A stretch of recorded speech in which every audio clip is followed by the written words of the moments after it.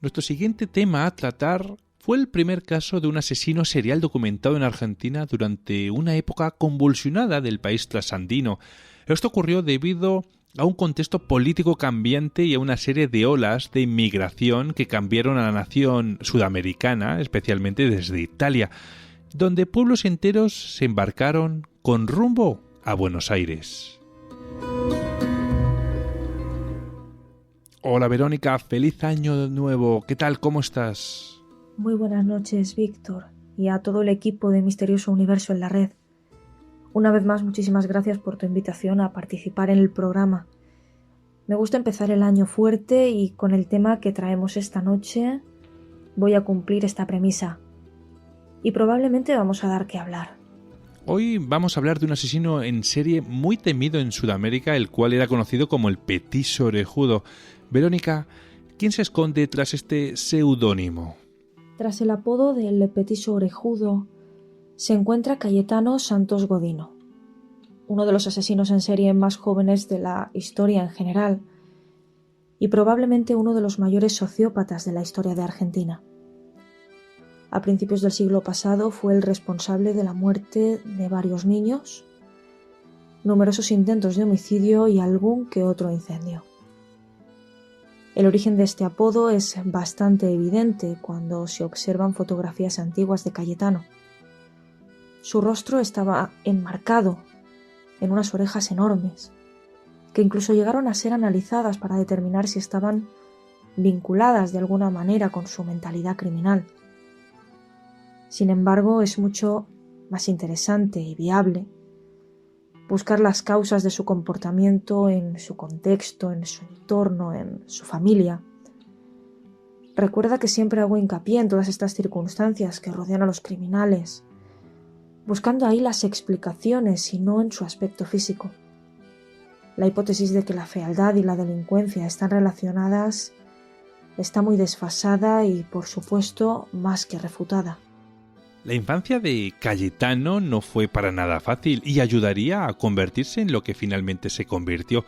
¿Qué es lo que le ocurrió a este individuo? Cayetano era hijo de dos inmigrantes italianos que llegaron a Argentina a finales del siglo XIX. Supongo que con la esperanza de empezar una nueva vida, lejos de la miseria que ya habían conocido en Roma. Cayetano tenía 9 hermanos y muchos de ellos ya habían sufrido graves enfermedades y problemas de salud. De hecho, él mismo había sufrido a muy temprana edad una enteritis, o lo que es lo mismo una inflamación muy concreta del intestino delgado.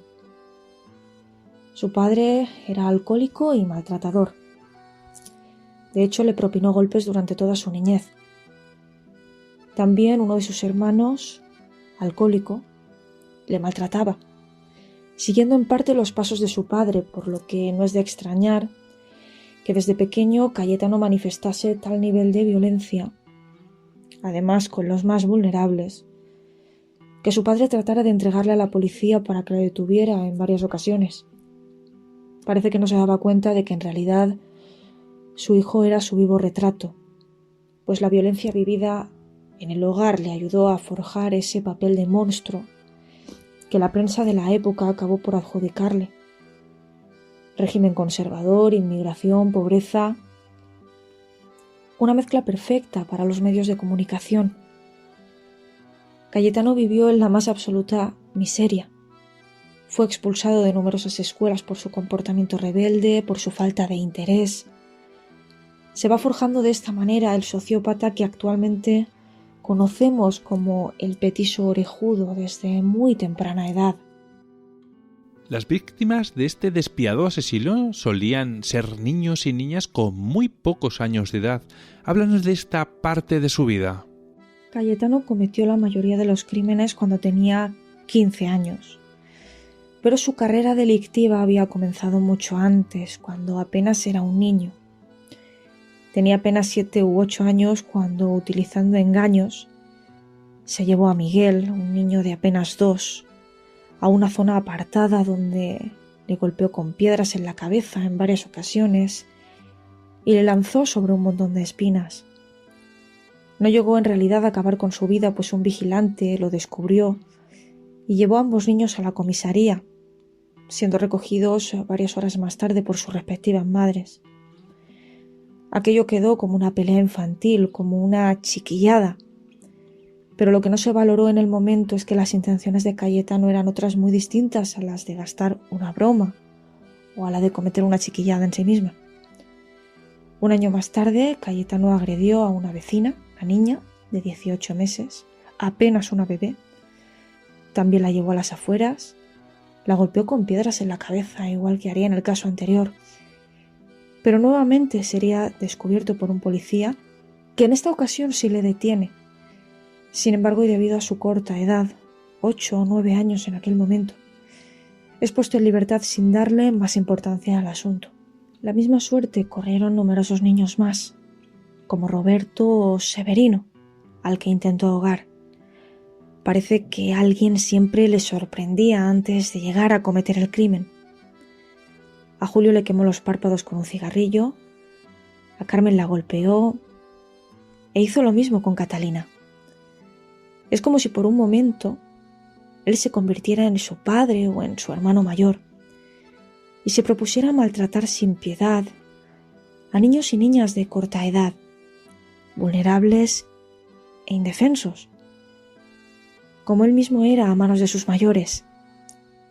Además, otra de sus grandes pasiones era el fuego, y solía combinar la violencia y la piromanía con bastante asiduidad.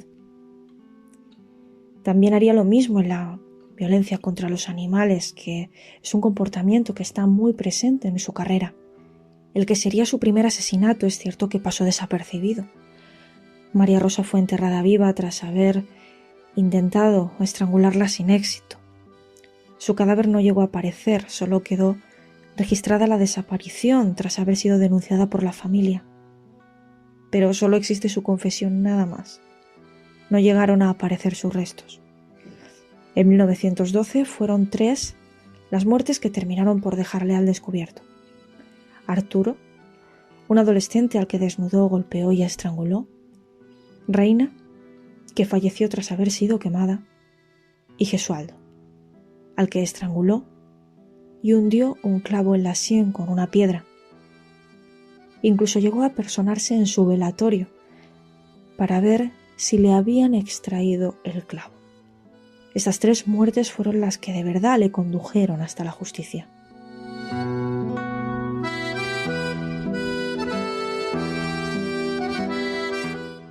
Se me estremece el cuerpo solo de pensar en estos brutales asesinatos a estos niños tan indefensos. En fin, al fin y al cabo es historia y bueno, debemos de aprender de ella, Verónica.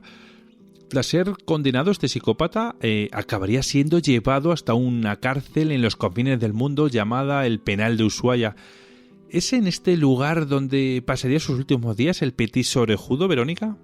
Tras ser detenido, confesó los crímenes y numerosas tentativas, además de incendios. En un principio se le consideró penalmente irresponsable y se ordenó su internamiento en un hospital psiquiátrico. Pero allí atacó a 2 pacientes. Uno de ellos lo dejó completamente encamado y al otro postrado en una silla de ruedas. Sería por tanto encarcelado en centros penitenciarios hasta encontrar el mejor lugar para una persona tan violenta. Una década después fue cuando ya se le traslada al penal de Ushuaia, a la cárcel del fin del mundo. Los médicos tomaron como base los estudios de Lombroso y creyeron que sus orejas eran el más absoluto foco de la maldad, sin tener en cuenta, claro, todo lo demás, toda su historia previa, tal y como hemos hablado.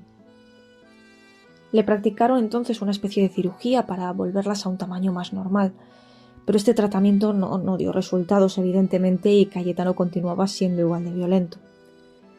Con los años pidió la libertad y obviamente se la negaron. En algún momento parece que desató la furia de los presos, pues mató a la mascota del penal, un gatito al que arrojó al fuego. Le pegaron una paliza enorme, tanto que existe un verdadero misterio en torno a su muerte.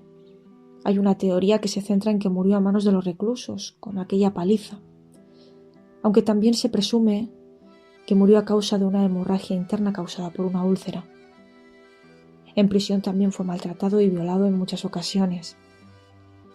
Su vulnerabilidad, esa que buscaba atacar en los otros, siempre le perseguía a él mismo. Menudo ejemplar era este individuo, en fin. Verónica, muchísimas gracias por compartir con nosotros la historia de este asesino, que aunque sean crueles, sus actos son parte de la historia, como dije, y no debemos de olvidarla. Quién sabe, quizás nos ayude a que no se vuelva a repetir. Nos vemos pronto por el programa, Verónica. Cuídate mucho y un fuerte abrazo. Muy buenas noches y, como ya os he dicho al principio, muchísimas gracias por la oportunidad y nos escuchamos en un par de semanas de nuevo. Cuidaos muchísimo. Un fuerte abrazo.